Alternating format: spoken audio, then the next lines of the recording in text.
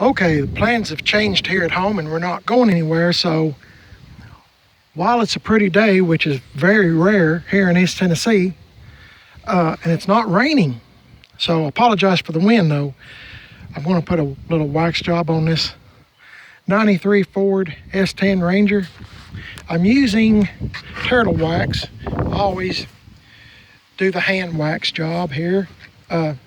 This is where, if you watch the other video, probably the one before this one I'm putting on now, this is where I put WD-40.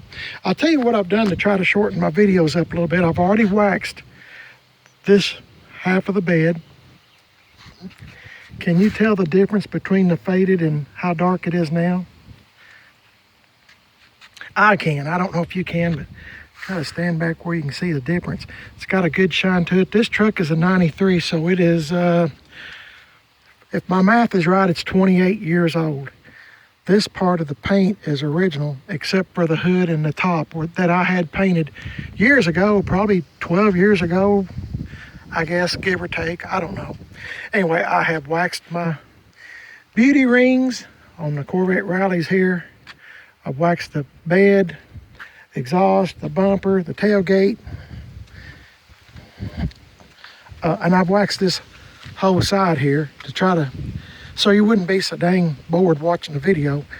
I will say this, on these Corvette rally wheels, if you buy any, thinking about buying some or have them, if you have these aftermarket beauty rings, you need to, hopefully it's not too late, but you need to stay on top of them, make sure you keep them clean. Otherwise they start spotting, and you'll see sometimes, I do, that's, got rust coming out and everything. I've had these, golly, I've had these probably 15 years.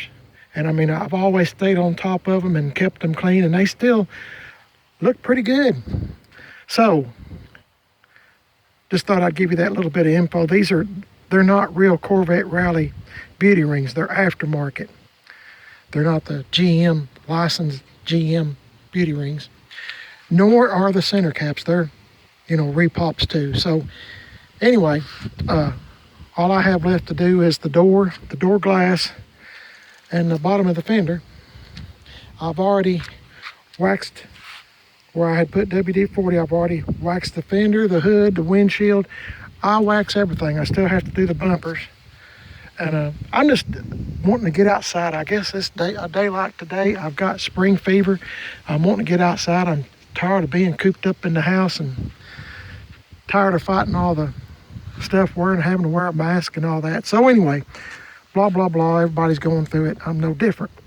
So I'm going to put a little turtle wax on, and I'll show you how I do that, just in case you've never done it. I know there are people that have probably never done this, but a lot of people don't wax their windows, but I do, just because it makes them extremely clean. Need to get a little more on here. This truck used to belong to my son. I bought it from him. And he bought it from a friend of mine I used to work with.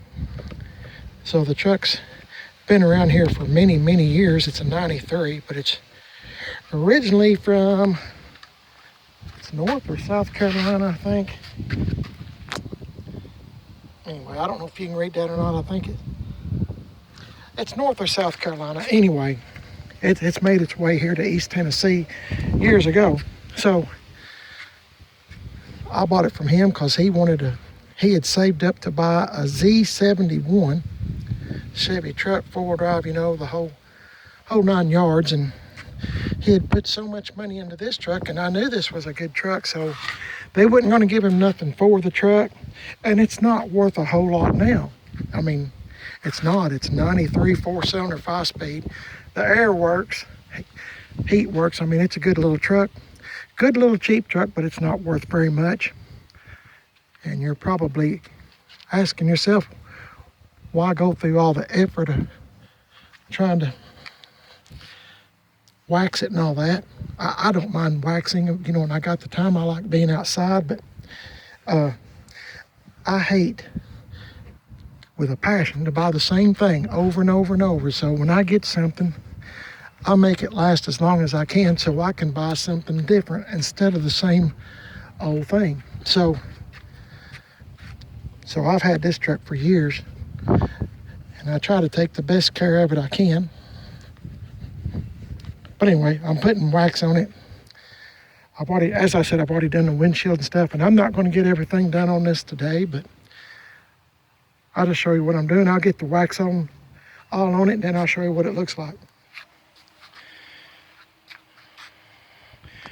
Okay.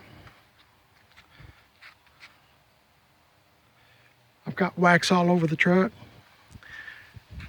Doing swirling motions pretty much best I can. Let me do this part again. Anyway, this is how much I like. It's probably took me just playing around and talking to some of the neighbors that walked up and down the street just a minute, probably an hour. I'm not spending a whole lot of time on it, but my point is it doesn't take that long to do it. And to make time go even better, I have a little radio out here that I listen to oldies but goodies, and I listen to that. But I'll get this off here and we'll see what it looks like. I'm using here it is, terry cloth. Most of y'all know how to do this stuff, but there are some people that don't know how to do it. And if, like I said, if you have a little radio or something like that, the time goes by for me even quicker. I find myself singing along, hoping the neighbors can't hear me. So that's how I do it. So I'll see you in a bit. Okay, I pretty much got it done. All the wax on the windows, and I forgot to mention I done the inside the door wheel well. Golly, what's wrong with me? Inside the door jambs. Whew. Forgot what I was talking about for a second. Anyway, it looks a lot better. I could black the tires and make it look pretty good if I spent another hour or 45 minutes or so, but as I said earlier, we got some more rain coming in, so I really don't see the point just to watch it all wash down the driveway here. So, but anyway, it's like I said, it's a good little old truck, and I've had it for a long time. Here's another prime example.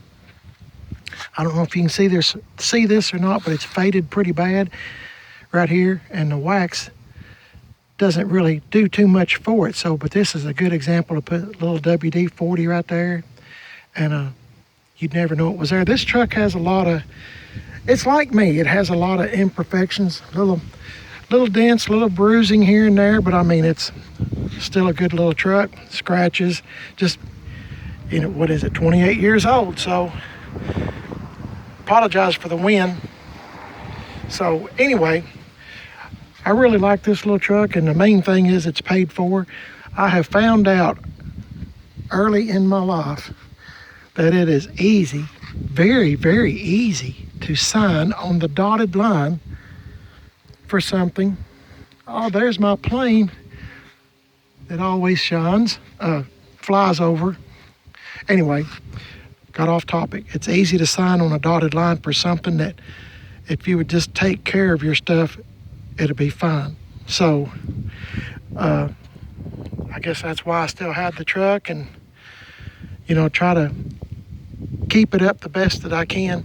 Like I said, I could make it look pretty good in a little while, clean up the wheel wells and stuff like that, but it is still rainy winter day. Winter time's what I'm trying to say. It's not spring yet, even though I do have spring fever. I'm going to try to put some either Pinatrol or boiled linseed oil on this 84 Silverado truck. About time for another coat, I guess. I've got it sitting out here because I keep thinking I'm going to be going after my wheels any day, and the way my yard gets so muddy from all the rain we've had, I don't want to get it out in the, you don't have to drive it around in the yard, because I'll just get marred up and stuck, and then I'll have to fix that. So, so hurry and wait, hurry and wait. That's the story of my life. Anyway, I appreciate you watching the video, and hope you'll tell your friends, share my videos if you would. I've got 2 YouTube channels. Of course, you're watching Primer That's Best, and I have another one called Chevy Trucks that I just talk about Chevy and GMC trucks. And I'm hoping when it starts getting warmer weather and we get out more and more people are in their old trucks and old cars, that I'll be doing more videos. And it's just a bad time of year to find anybody that's driving an old truck or an old car. And it's been too dang wet and cold to be going to the junkyard. So that's the reason I have this truck here at home now, because this, as I said, this is kind of like my going to the junkyard truck. It's small, I can get in and out of places pretty easy. I got all my tools, or the biggest majority of them, in the toolbox there. But I need to swap it out and bring my Silverado back home sometime soon. But anyway, that's another story, another day. So thanks for watching the video. I hope I didn't bore you too much. And you know, like I said, I just try to take care of what I have, of what my wife and I have worked for. I've had some really crappy jobs in my life, and when you wake up in the morning to go to those crappy jobs that you just absolutely hate to do. I've dug ditches. I've dug huge holes in the ground when I worked construction, just, you know, pick and shovel. The backhoe couldn't go down deep enough to get anything, and so me and a bunch of guys would be down in there with a wheelbarrow and, you know, filling up the backhoe best we could, picking and shoveling. And when you have a job like that and you get home and you're too tired to eat and you can't hardly move, well, you don't want to sign up for a car payment or nothing like that. So I was just absolutely, I had muscles in me that I did not know I had, and they were all hurting. But you know, you get up and you go do the same thing every day. So that's why I have older stuff like this. I do not want to sign on the dotted line. I try to take care of what we have. And so maybe some of these politicians we have should be, Mrs. PIB told me to zip it, but I was just going to say maybe some of the politicians should dig a few holes and a few ditches every day for 10 or 12 hours a day. See how they like it. You'll be too tired to walk. I was too tired to eat. Anyway, sorry about that. I got off. Y'all have a great day. God bless y'all. Thanks for watching the video, and I hope to see you again. And you can quit laughing anytime. Talking to my wife. Y'all have a great day. God bless y'all. Stay safe, and I'll catch you in the next one. See you later.